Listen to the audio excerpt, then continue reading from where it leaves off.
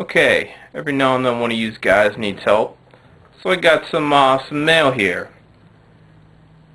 Dear grotkilla, what's up, my nerdling? Recently I've noticed as an old school player, I can't get any dates with those demonettes Slanesh. Wow, that's pretty bad if you can't get a date with the demonette Slanesh. What can I do? Well, tell me something about your army, my friend.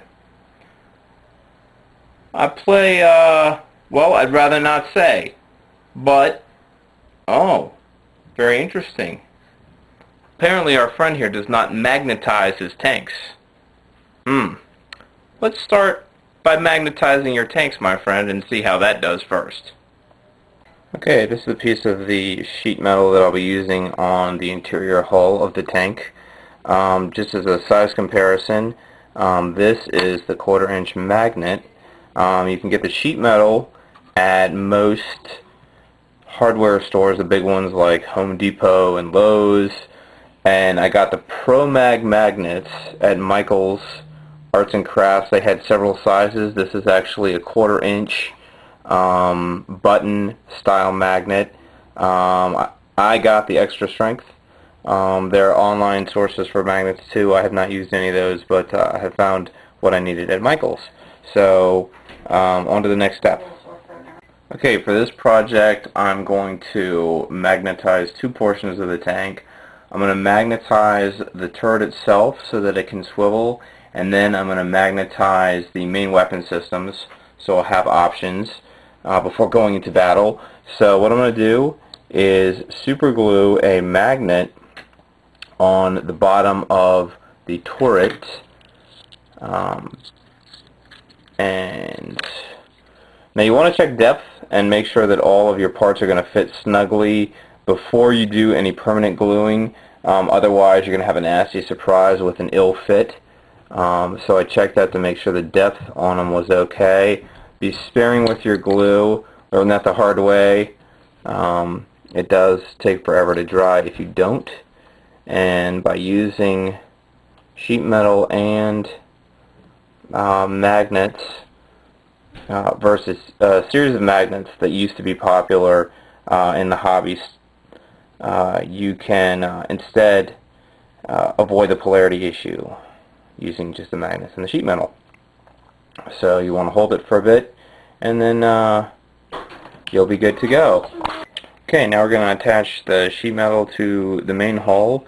You want to make sure that where your turret is going to go in is smooth and clean. Obviously on the surface, because during battle it won't be seen because the turret piece will be right there. But you want to make sure that it's smooth on the interior definitely, and clean it up just to make it look a little nice. But we'll be taking some super glue on the underside of the turret. We'll be gluing that bad boy right there. So let us begin. And I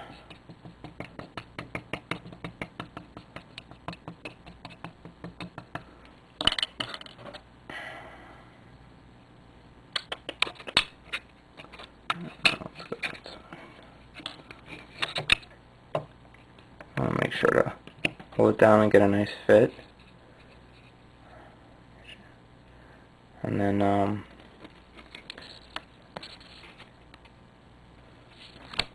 once your glue is set up a little bit,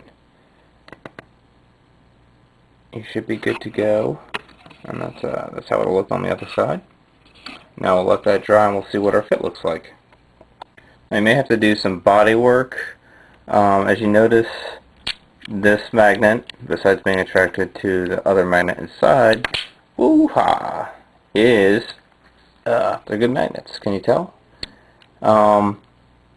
Is too shallow because this piece is going to be flat and it should rest like this on the turret. So you may have to dig out some of the plastic, create some more depth on your piece. All tanks are of course not created equal, and this one is the same as all the others, which means body work. So we'll be back and we'll look at the adjusted piece. Okay, had to go all the way through the plastic just to make sure The magnet was able to be flush with this surface here, and test fitting, nice snug fit. And now I'm going to want to glue this, of course, so that there are no issues in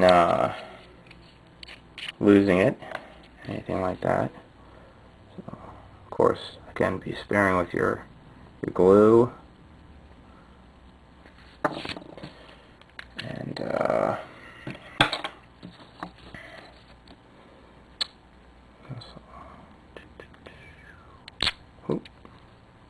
that other magnet, make sure it's going to be more flush, and there we go. Looks pretty good. On to the next thing. Okay, here's the before shot of our first main weapon. We're going to remove this entire portion, which normally fits on top of a swiveling piece. That piece was removed from the turret altogether. It was never put in the turret. So we're going to go flush with the body of the weapon, and then we're going to put on a piece of sheet metal and see how that looks. Okay, now here we are. We've cut out a little tiny piece of sheet metal for the bottom of the first gun, and we're just going to very slowly put around the very edges, just sparingly glue, some super glue, and then we're going to put and try to get it as even as possible for a nice flush fit. The edges curled up on me quite a bit, so if you've got an edge or a side that's really bad, you want to put that on the inside of the turret, because then once the weapon goes on, you won't be able to see any flaws like that very well. And then if you put some green stuff and build it up around the magnet, it will also help hide any kind of imperfections as well. So once this sets up, we'll go ahead and see how she looks. And there you have it. That's the next piece as we pimp our tank. Alright, here we go to check the fit. There's our plate, there's our magnet. Of course, alright, looks like a good fit. Nice strength there, so it's a good hold. One final note here for this portion. Want to make sure that your turret will not interfere with your magnet. So if you have multiple large weapons that mount on the turret itself, you want to check that and recheck it and position your turret, unless you're going to magnetize that too, or even, trim it down, whatnot. But make sure you got to fit there too, and then let's finish putting together our ride, and we'll see how it looks finished. Okay, here the model is pretty much mostly assembled. Guys and gals, I magnetized under here in the hole so that I can remove the turret. It's a nice, good, strong magnet there. And so also rotate it for battle action to make it more menacing on the field. There's one, and then of course you can rotate that. And then if you see your buddy has brought more greater demons and they have foot sloggers,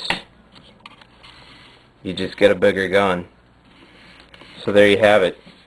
Magnetizing, not that hard, well worth the couple bucks for the magnets and the sheet metal. I think if you have to start from absolute scratch, you are going to be putting about 10 bucks into the snips, about 4 or 5 into the sheet metal, and probably about 3 or 4. So it's definitely an under $15, $20 project, and you're going to get a lot more out of your $50 model.